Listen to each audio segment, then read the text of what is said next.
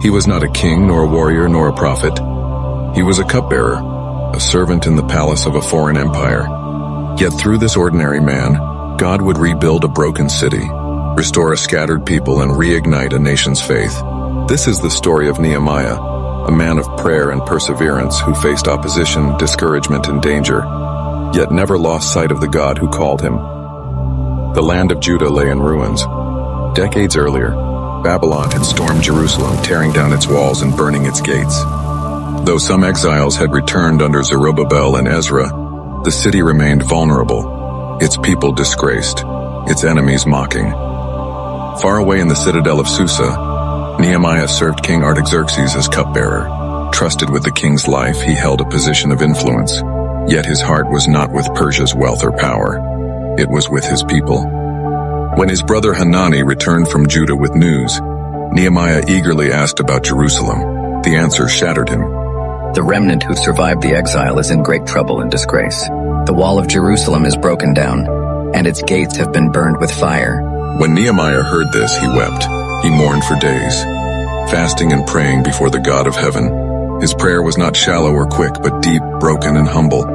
O Lord, the God of heaven, the great and awesome God who keeps covenant and love, let your ear be attentive to the prayer your servant is praying. We have sinned greatly against you. Give your servant success today by granting him favor in the presence of this man. This man was none other than the king of Persia. To appear before him sad was dangerous. To make a request could mean death. Yet Nehemiah's burden outweighed his fear. When the king noticed his downcast face and asked the reason, Nehemiah whispered a prayer and spoke boldly. May the king live forever. Why should my face not be sad when the city where my ancestors are buried lies in ruins, and its gates destroyed by fire? A pause hung in the air. Then the king asked, What is it you want? Nehemiah prayed again, then asked for permission to return and rebuild Jerusalem. By God's hand, the king granted his request.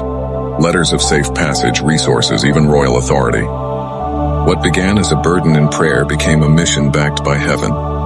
When Nehemiah arrived in Jerusalem, he inspected the broken walls by night. Stones lay scattered, gates were charred, the city defenseless. The sight only deepened his resolve. He gathered the leaders and declared, You see the trouble we are in. Jerusalem lies in ruins, its gates burned with fire. Come, let us rebuild the wall, and we will no longer live in disgrace. Hope stirred in weary hearts. The people replied, Let us start rebuilding. And so they set their hands to the work. But enemies soon rose. Sanballat, Tobiah, and Geshem mocked and ridiculed them, sneering that even a fox climbing on their wall would cause it to collapse. Yet Nehemiah answered with unshakable faith, The God of heaven will give us success. We, his servants, will rebuild. Families repaired the wall together. Priests, merchants, goldsmiths, perfumers.